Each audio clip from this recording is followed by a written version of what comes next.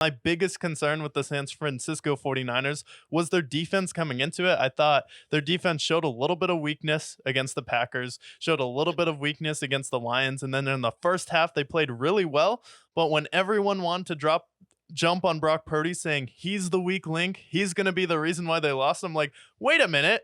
Look at the Kirk Cousins game. Kirk Cousins, without Justin Jefferson, plays out of his mind and beats the San Francisco 49ers. I believe it was on Sunday night or Monday Night Football. Prime time. And then you have even Deshaun Watson in Cleveland, or as PJ Walker was able to cut him up a little bit. So I'm like, are we putting all of the blame on Brock Purdy? Or with this defense who has Fred Warner, has Nick Bosa, has Javon Hargrave on that defense, Diamador Lenore, all of these players on that defense, and you couldn't get one single stop to help out your quarterback. He played pretty much even with Patrick Mahomes. He played a cleaner game with Patrick Mahomes because Mahomes had the interception. So it's like, is he really the weakest link on the team? It's like, no, the defense didn't come up with big stops when they needed it, when they were stopping the Chiefs every single time in the first half, forcing 3-and-outs. And the Chiefs had, I believe it was 14 straight scoring drives in the playoffs. And the 49ers were able to crack that. But Steve Wilkes just couldn't make the adjustments.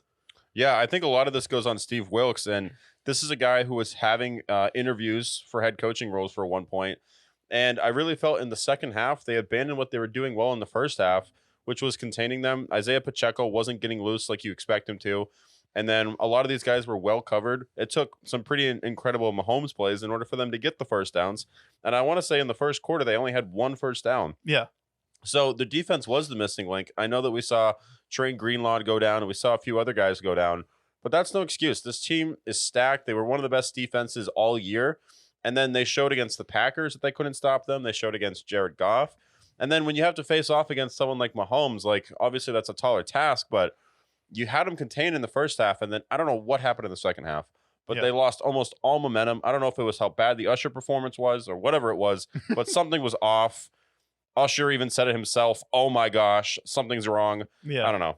I know, bad puns today. I gotta get new writers. Yeah, something was wrong in that situation. But like in the first half, the 49ers, like the frustrating part was they were doing such a good job of containing Patrick Mahomes in the pocket. They were all staying in their lanes. They were disciplined. Nick Bosa was kind of just holding the edge there, and then they lost that in the second half. Like you let Mahomes get free, and really Mahomes scrambling with his legs was the biggest part of the Super Bowl that they were able to take advantage, because it really is Travis Kelce and then McCall Hardman out of nowhere in the Super Bowl. It's always the guy who's like hasn't done anything all year long, and then Joel you're like, Jennings too. oh, who is this guy? He's just showing up out of nowhere, and then all of a sudden McCall Hardman makes the two biggest plays for the Kansas City Chiefs, and all day long Patrick Mahomes was hitting guys in the hands. There were drops, but we saw MVS.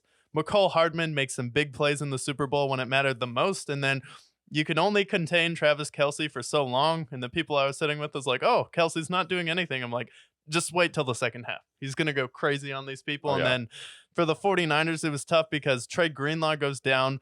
Then George Kittle goes down. You weren't really able to get him involved. And then you have two of your best weapons on offense and defense go down this game. And then you kind of saw the 49ers get tired throughout the Super Bowl, and the Chiefs have been beating people up. Now, do you think that's because the Swifties pulled the fire alarm in the hotel, and it wasn't because Nick Bosa, Christian McCaffrey? I know they were very upset about it. They said it was some conspiracy. They even said Philadelphia designed a demolition of a bridge exactly for the NFC Championship game where they faced them, just to interrupt their sleep. Do you think that played any factor at all with them getting tired? Oh, 100%. And I definitely blame the Swifties. If you've ever talked to a Swiftie, if you've ever interacted with Swifties, Swifties are fucking crazy. You don't want to piss them off, because soon enough, you go out to your car and suddenly there are no tires on your car, or your tires are slashed, or your windows are broken. Swifties are fucking crazy. They're crazier than horse girls. Don't mess with them. They are horse girls. They usually go hand in hand. But I definitely think that played a part. And whether it was the Kelseys, whether it was the Swifties, or whether it was just very diehard Eagles fans that came up all the way to Vegas, I don't know. But something was wrong, and I felt like the 49ers are the best cursed team at this point, in my opinion. Yeah. Because they continuously make it to the Super Bowl. They've made it to 3 in the last decade. Yeah. Roughly. And then it always happens. They have a lead. They had a lead even in the Ravens game when Kyle Shanahan wasn't there.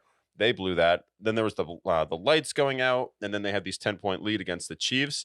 And then there's something there, whether it's the injuries that occur, whether it's the lights literally going out, or them just blowing leads. I don't know what it is with the 49ers. They are the best cursed team in the NFL right now. Yeah, they're definitely the best cursed team in the NFL at this point. And it's a situation where if you keep getting to the Super Bowl, you clearly had the best roster in this game. I mean, the 49ers offensively and defensively, you can say that the Kansas City Chiefs defense is better. And whether that comes down to just the coordinator or the talent and Trey Greenlaw getting hurt, there's an argument to be had there. But you have Eric Armstead, Javon Hargrave, and Nick Bosa on that line, and Chase Young out of nowhere, another guy who we were waiting to do something all year long, who may have gotten himself paid, because when you show up in the Super Bowl, then teams are going to be like, okay, didn't do anything in the regular season, but if we can kind of have him in our rotation and he'll be able to make a play in the Super Bowl, I guess that's good enough for us. So he potentially earned himself a contract because of this, but